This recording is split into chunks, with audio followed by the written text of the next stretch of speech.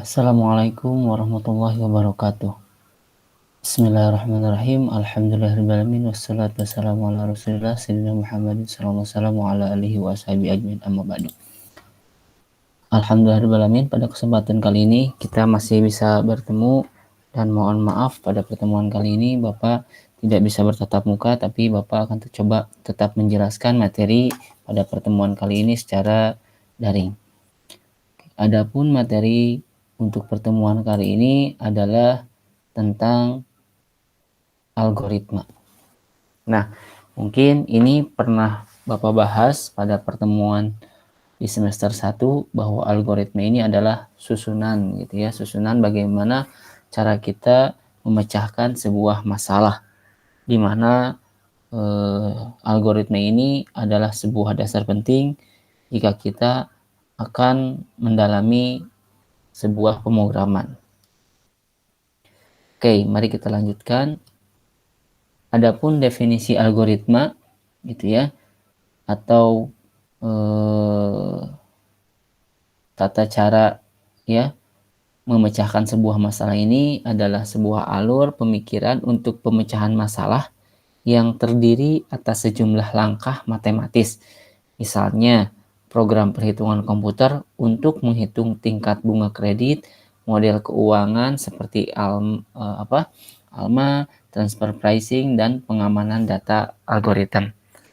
Ya, jadi ada kalau dalam definisi secara sistematis ini adalah pemecahan masalah yang terdiri atas sejumlah langkah matematis, artinya langkah-langkah yang dapat dihitung. Sebagai contoh, ya, bagaimana caranya kita bisa membangun sebuah bangunan dengan luas panjangnya 5 meter, lebarnya 5 meter, tingginya 5 meter. Itu bisa dihitung kan, bagaimana apa saja yang kita butuhkan, berapa misalkan jumlah baloknya, berapa jumlah semen yang akan digunakannya, berapa jumlah besinya, itu bisa dihitung karena pemecahan masalah atau untuk memecahkan masalah dalam membuat sebuah bangunan itu sistematis, jadi dia dapat dihitung gitu ya. Tidak bisa algoritma ini digunakan dalam sesuatu hal yang tidak bisa dihitung. Contohnya seperti apa? Contohnya seperti perasaan gitu ya, karena si algoritma ini gitu ya hal-hal yang logis biasanya, makanya dalam pembuatan sebuah robot itu semuanya menggunakan algoritma. Jadi masih belum diketemukan robot yang memiliki perasaan. Karena apa? Karena perasaan itu adalah sesuatu hal yang tidak bisa dihitung. Tapi sekarang orang sudah mulai mengembangkan bagaimana menghitung dari perasaan. Makanya ada yang disebut dengan artificial intelligence atau kecerdasan buatan. Oke, nah ini algoritma dalam definisi yang lain adalah sebuah proses atau serangkaian aturan yang harus diikuti dalam perhitungan atau operasi pemecahan masalah lainnya, terutama oleh komputer. Dengan kata lain, si algoritma ini adalah susunan logis yang diurutkan berdasarkan sistematika tertentu dan digunakan untuk memecahkan suatu masalah. Oke, pada contoh di sini adalah algoritma dalam trading gitu ya, atau jual beli saham, di mana perdagangan dalam dunia digital ini semuanya dilakukan secara otomatis ya, karena menggunakan program komputer untuk membeli dan menjualnya ya dengan kecepatan yang tidak mungkin dilakukan oleh manusia. Makanya kalau kita lihat, kalau kamu pernah lihat atau pernah dengar penjualan saham atau trading gitu ya, dia akan berubah harganya dan sebagainya, bukan lagi dalam hitungan hari, bulan gitu ya, jam, bahkan dia berubah tiap detiknya berubah gitu ya. Nah, itu semua dilakukan oleh komputer. Nah, komputer ini bekerja sesuai dengan algoritma yang dibuat. Adapun jenis-jenis algoritma ada 3.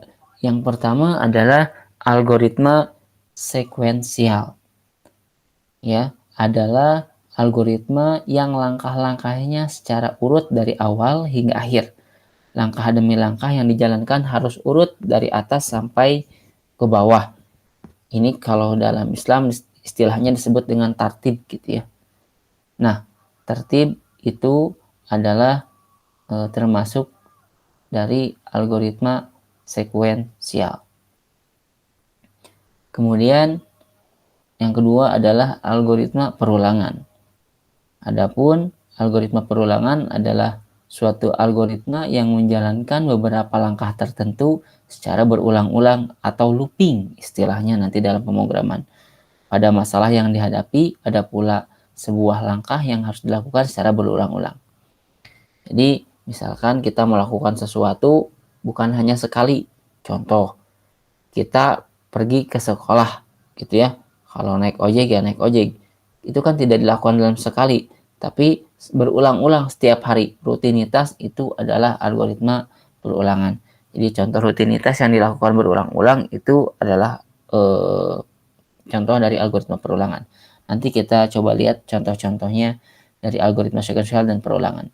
Yang ketiga adalah algoritma percabangan atau bersyarat, di mana algoritma percabangan atau bersyarat ini adalah algoritma yang menjalankan langkah berikutnya apabila terdapat syarat yang sudah dipenuhi. Jadi, dia akan menjalankan algoritma selanjutnya apabila syarat sebelumnya dipenuhi. Sebagai contoh gini. Gitu ya. Contohnya, jika kita misalkan mau keluar rumah dan hujan turun, maka kita membawa payung. Nah, kita membawa payung gitu ya kalau hujan turun. Nah, kalau hujan turun baru perlu membawa payung. Nah, hujan turunnya itu dan kita membawa payung itu adalah syarat untuk kita membawa payung. Gitu. Jadi kita tidak mungkin membawa payung kalau tidak hujan. Karena syarat membawa payung adalah harus hujan dulu yang seperti tadi Bapak contohkan. Ini kita akan coba bahas contohnya. Dalam kehidupan sehari-hari ya, penerapan contoh algoritma sekuensial. Ya, ini contoh konkretnya seperti memasak air. Ya, lihat sekuensial memasak air. Seperti apa memasak air gitu ya. Nanti kita akan bahas. Gitu ya. Kemudian contoh yang kedua dalam penerapan algoritma perulangan adalah menyetrika pakaian. Dimana lihat kalau kita menyetrika pakaian secara sekilas kan berulang-ulang ya. Baju satu disetrika, kemudian nanti untuk baju yang keduanya disetrikanya seperti itu juga. Gitu ya. Kemudian yang ketiga contoh dari penerapan algoritma yang bersyarat adalah seperti halnya kita dalam mengisi baterai HP atau baterai laptop. Oke. Nih, ini penjelasan dari algoritma contoh tadi memasak air sekuensial ya. Dalam memasak air algoritmanya itu kurang lebih seperti ini. Mungkin ada yang memiliki algoritma yang berbeda, gak jadi masalah ya. Tapi ini algoritma yang Bapak buat seperti ini. Pertama, mengambil wadah atau panci untuk menampung air. Ya. Yang kedua, mengisi panci atau wadah tersebut dengan air. Jadi diisi dulu wadahnya dengan air, kemudian setelah itu letakkan di atas kompor dan menutup wajah atau panci itu, terserah mau tutup atau enggak ya. Kemudian terakhir kompor dinyalakan dan tunggu hingga air mendidih. Itu kan berurutan dari mulai panci kemudian diisi air. Gak bisa kita si ngisi airnya itu di belakangan, jadi dipanasin dulu pancinya baru diisi air, nggak bisa seperti itu, tapi harus berurutan, harus tertib, baru itu benar. Mungkin ada algoritma yang lain yang berbeda dalam mendidihkan air ini, gak jadi masalah. Yang terpenting ini adalah salah satu contoh yang Bapak buat gitu ya, adalah memasak air. Seperti ini algoritma yang Bapak buat ya. Kemudian yang ini contoh algoritma yang tadi looping, perulangan gitu ya, dalam menyetrika pakaian. Ini algoritma yang Bapak buat adalah pertama menyiapkan alas untuk pakaian yang akan disetrika, yang kedua menyiapkan setrikanya dan menghubungkan kabelnya ke stop kontak. Selanjutnya setrika dinyalakan dan tunggu setrika sampai panas. Ketika setrika sudah panas, lakukan penyetrikaan pada tiap sisi pakaian dan jangan lupa berikan pengharum jika dibutuhkan. Jika pakaian tersebut sudah disetrika, lipat dan lakukan perulangan langkah yang tadi pada pakaian lain. Jadi yang kita lakukan pada pakaian yang satu juga itu bisa dilakukan pada pakaian yang lainnya. Nah, itu contoh perulangan gitu ya, dari algoritma perulangan. Dan yang ketiga ini adalah contoh algoritma bersyarat gitu ya, dimana tadi dalam mengisi baterai laptop atau handphone ya. Di sini Bapak bikin algoritmanya. Yang pertama, hubungkan adaptor atau kabel charger dengan stop kontak. Kedua, hubungkan adaptor atau kabel charger dengan laptop. Yang ketiga, isi baterai hingga penuh. Jika baterai, nah ini bersyaratnya. Jika baterai sudah penuh, cabut atau lepaskan adaptor atau kabel charger dari stop kontak. Nah itu. Jadi bersyaratnya itu seperti itu. Jadi jika baterai sudah penuh, jadi kalau baterainya belum penuh ya dia akan, jangan dicabut dulu lah, dia akan terus-menerus mengecas. Jadi seperti itu contoh algoritma bersyarat. Nah, dari ketiga contoh yang tadi gitu ya, Bapak minta untuk pertemuan kali ini, untuk pertemuan hari ini, silahkan kalian buat kembali satu-satu masing-masing contohnya dalam kehidupan sehari-hari apa saja selain dari yang sudah Bapak buatkan. Itu yang tadi yang sudah Bapak contohkan. Mulai dari contoh algoritma sekuensial gitu yang berurutan. Contohnya apa? Satu, silakan bikin sendiri. Kemudian algoritma looping perulangan dan algoritma bersyarat. Silahkan kalian buat masing-masing contohnya satu. Setelah kalian buat masing-masing contohnya satu, nanti dibuatnya di buku saja, kemudian nanti difotokan dan upload ke form yang akan Bapak kirimkan di tugas hari ini. Sekian dari Bapak, jika ada pertanyaan boleh di-keep dulu, nanti insya Allah minggu depan Bapak akan jelaskan lebih rinci lagi jika ada pertanyaan. Wabillahi taufiq wal hidayah. Assalamualaikum warahmatullahi wabarakatuh.